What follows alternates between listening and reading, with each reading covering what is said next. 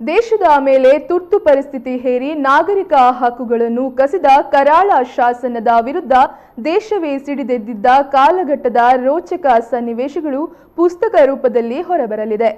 ದೇಶದ ಮೇಲೆ ತುರ್ತು ಪರಿಸ್ಥಿತಿ ಹೇರಿ ನಾಗರಿಕ ಹಕ್ಕುಗಳನ್ನು ಕಸಿದ ಕರಾಳ ಶಾಸನದ ವಿರುದ್ಧ ದೇಶವೇ ಸಿಡಿದೆದ್ದಿದ್ದ ಕಾಲಘಟ್ಟದ ರೋಚಕ ಸನ್ನಿವೇಶಗಳು ಪುಸ್ತಕದ ರೂಪದಲ್ಲಿ ಹೊರಬರಲಿದೆ. ಈ ಬಗ್ಗೆ ತಿಂಗಳೇ ಪ್ರತಿಷ್ಠಾನದ ಅಧ್ಯಕ್ಷ ತಿಂಗಳೇ ವಿಕ್ರಮಾರ್ಜುನ ಹೆಗ್ಡೆ ಮಾಹಿತಿ ನೀಡಿದರು. ದೇಶದಲ್ಲಿ ತುರ್ತು ಪರಿಸ್ಥಿತಿ ಇರುವಾಗ ನಾಗರಿಕರ ಪತ್ರಿಕೆಗಳ ಬಾಯಿ ಮುಚ್ಚಿಸುವ ಕೆಲಸ ನಡೆದಿತ್ತು. ಜನಪ್ರತಿನಿಧಿಗಳನ್ನ ಬಂಧಿಸಿ ದೌರ್ಜನ್ಯ ಚಿತ್ರಹಿಂಸೆಗಳು ನಡೀತಾ ಇತ್ತು. ಇಂತಹ ಸಂದರ್ಭದಲ್ಲಿ ಕರ್ನಾಟಕದಲ್ಲಿ ಹಾಗೂ ಕರಾವಳಿಯಲ್ಲಿ ಕಹಳೆ ಪತ್ರಿಕೆ ಜನರಿಗೆ ಎಲ್ಲ ಇಲಾಖೆಯ ಕಣ್ಣು ತಪ್ಪಿಸಿ ಜನರ ಕೈಗೆ ವಸ್ತುಸ್ಥಿತಿಯ ಬಗ್ಗೆ ಮಾಹಿತಿ ನೀಡ್ತಾ ಇತ್ತು.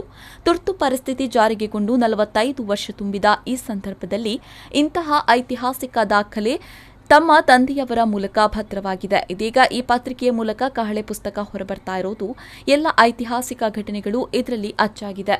ಇದರ ಲೋಕಾರ್ಪಣೆ ಕಾರ್ಯಕ್ರಮ ಜುಲೈ 3ರಂದು ಬೆಂಗಳೂರಿನ ವಿಕ್ರಮ ಕಾರ್ಯಾಲಯದಲ್ಲಿ ನಡೆಯಲಿದೆ ಅಂತ ಮಾಹಿತಿ ನೀಡಿದರು.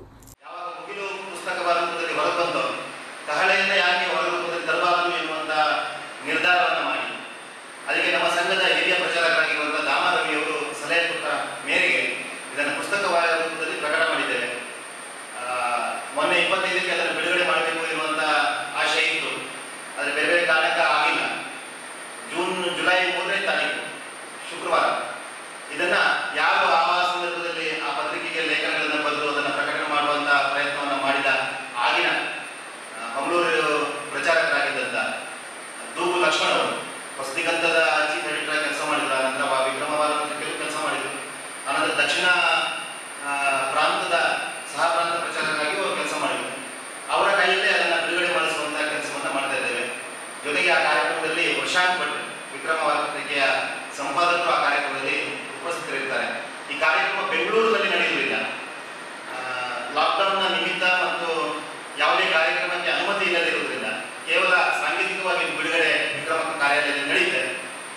ಬಹಳಷ್ಟು ಜನ ನನ್ನ ಸಾಮಾಜಿಕ ಜಾಲತಾಣದಲ್ಲಿ ಅದರ ಮುಖಪುಟವನ್ನು ಹಾಕಿದ ನಂತರ ಬಹಳಷ್ಟು ಎಂಕ್ವೈರಿಗಳು ಸ್ಟಾರ್ಟ್ ಆಯಿತು. ಈ ಪುಸ್ತಕವನ್ನು ಆದಷ್ಟು ಬೇಗ ಬಿಡುಗಡೆ ಮಾಡಿ ಕೊಡಿ ಅಂತ ಹೇಳುವಂಥದ್ದನ್ನು ಅನೇಕ ಹಿರಿಯರು ಕೇಳಿ ಶುರು ಮಾಡಿದರು.